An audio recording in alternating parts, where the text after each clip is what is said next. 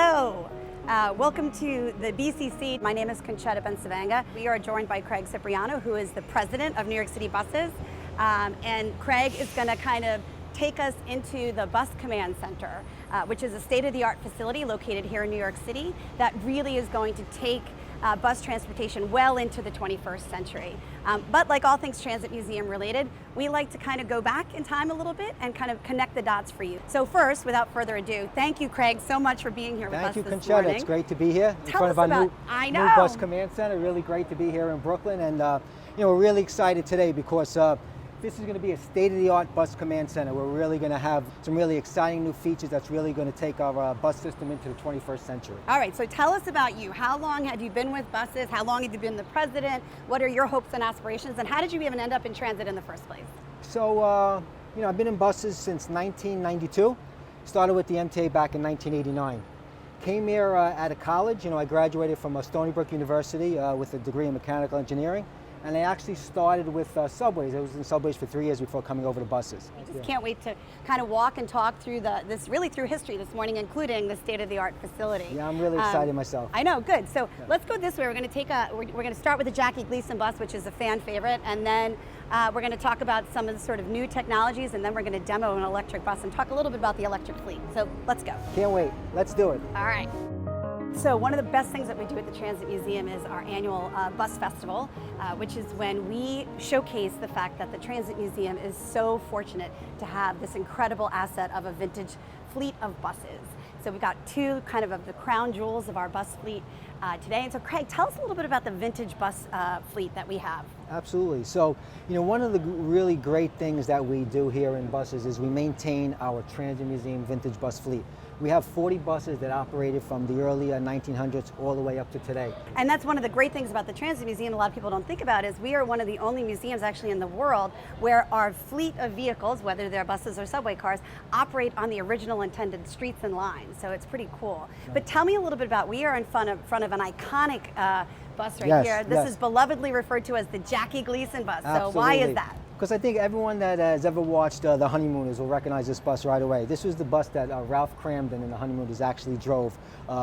This bus operated in the 40s. It operated from the 1940s through the 1960s in New York City, and it's really one of the great buses we have in the museum fleet. Always people migrate to this because they recognize it from the shelf. So now you know why we call it the Jackie Gleason, and it's an iconic bus from The Honeymooners and part of TV and New York City history. Absolutely.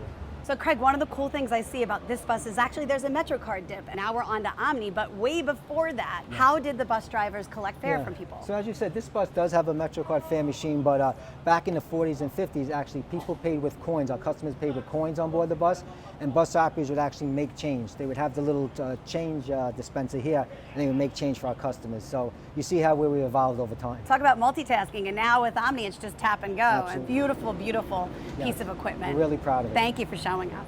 So tell us a little bit more about 3100, which is beautiful and one of my favorites in the fleet. Absolutely. So 3100 was built at the late 1950s. It operated from 1959, I believe, well into the 70s.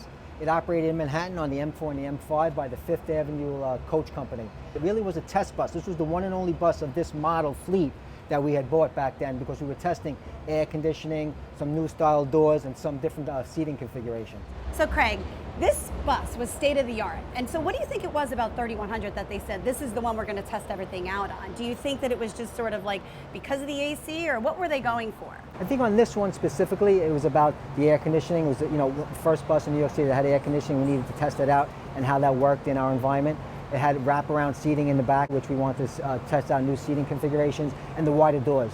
At that time, these doors were much wider than the previous models. I love the wraparound seating in the back of this bus. It's one of my favorite things. But I think it's also really an interesting point about how iterative the transit kind of technology is, always perfecting, always trying to reach forward to the next. And we're definitely going to see that when we go into the 21st century, which is where you're taking us next. Definitely. We're in bus 3100 today, but wait till we see what we have in store next. Exactly. All right, here we are. We are at the future, but the best thing about this is the future is now, right? And so This is our all-electric bus. Yes. Tell me a little bit more about them. How many do we have? How big is the fleet? How do you keep them charged? So, back in 2017, we came forward with our bus improvement plan. And one of the key pieces of that plan was to operate a zero-emission all-electric fleet by 2040. And really electric bus technology is really a maturing technology, and we really needed to find out how we could integrate this new technology in our system, similar to the way we spoke about it on bus 3100 back 50 years ago. So this bus is 3 years in service. It's operating in Brooklyn. It's made by Proterra. It goes approximately about 100, 120 miles per day on a full charge. This is actually zero emissions. Nothing comes out of this bus. It's for a cleaner, meaner, greener environment for our customers and for the people in New York City. We currently have 10 of these buses on lease, and we also own 15 all-electric articulated buses that are operating on the M14 in Manhattan, as well as the SBS 60 out to LaGuardia. So, we're really excited. Later this year, we're going to purchase 60 more 40-foot standards all-electrics. By 2028, we'll only be buying zero-emission buses. Also, we talked about, again, how we evolved over the last 50 years from bus 3100, our first air conditioning bus. These new buses, in fact, all our new buses right now come with digital screens, Wi-Fi, USB, camera systems, turn warning. It's all about giving our customers the best experience we can. You have to keep up, the technology has to keep up with sort of managing that fleet. So tell us where we are and what we're about to see. We're about to go into the new state-of-the-art bus command center. And if you think this is technology, wait until you see that. All right, awesome, let's go. Let's do it. All right.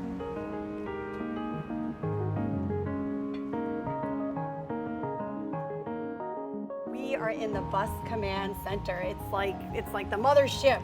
So tell us where we are. Tell us what the point is. We know the point is to sort of utilize technology, but what does that mean, and what do you hope in terms of improving service for customers? This building is scheduled to be open actually next year.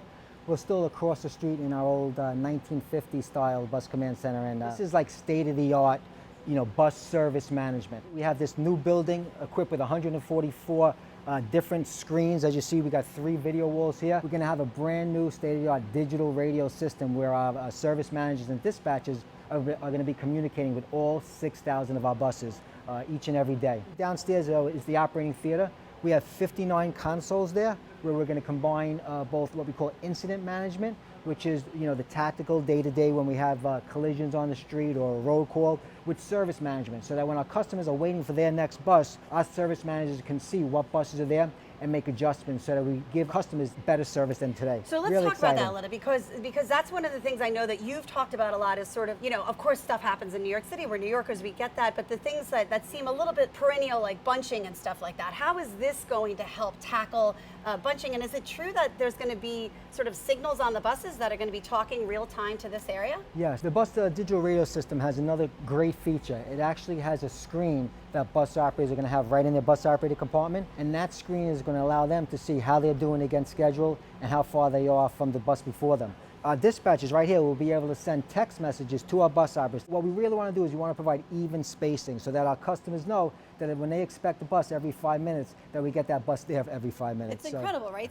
As you can see, the video screens will have not only information on bus maps, we'll have our DOT cameras here. We'll be able to see real-time traffic conditions. Our bus fleet will be equipped with automated passenger counters so that we'll know how many people are on board the bus. Our dispatchers right here in Brooklyn, will be communicating with our dispatchers that are on the street in all 5 boroughs so that they can make adjustments, and we know that we got what buses are there when we expect them to be there. So I'm really excited about using this in the near future. But we're in close coordination with DOT, our partners with NYPD, because it's all about that connection between the MTA and New York City to bring the best public bus service we can to our customers. Speaking of life-changing and your commitment to zero emissions, I heard a rumor that there's actually a lawn on the roof. Is that true? Can you confirm or deny that one? Yeah, absolutely. A little bit about the building. The building is 30,000 square foot. The operating theater you see right now is about 11,000 square feet. It takes about a third. And one the really neat features of this building, it was built to be a leaner, greener, good neighbor building, similar to the way our zero emissions fleet will be. So on the roof, we have a green roof. It's better for stormwater drainage. It keeps the building cooler, and also it absorbs carbon dioxide. A tree grows in Brooklyn and grass is on the roof. That's incredible. Incredible.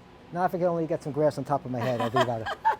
Craig, we cannot thank you enough for taking the time, for showing us this incredible facility, for highlighting the incredible dedicated work of our colleagues in buses, and you really keep the city moving. Well, thank you. It's really been an exciting day, and I appreciate the opportunity to really highlight all of what buses does for New York City. I'm really proud of the 18,000 men and women of buses, and what we're here to say really is the future is bright in buses. So please take the bus. Take the bus, ladies and gents. There you go.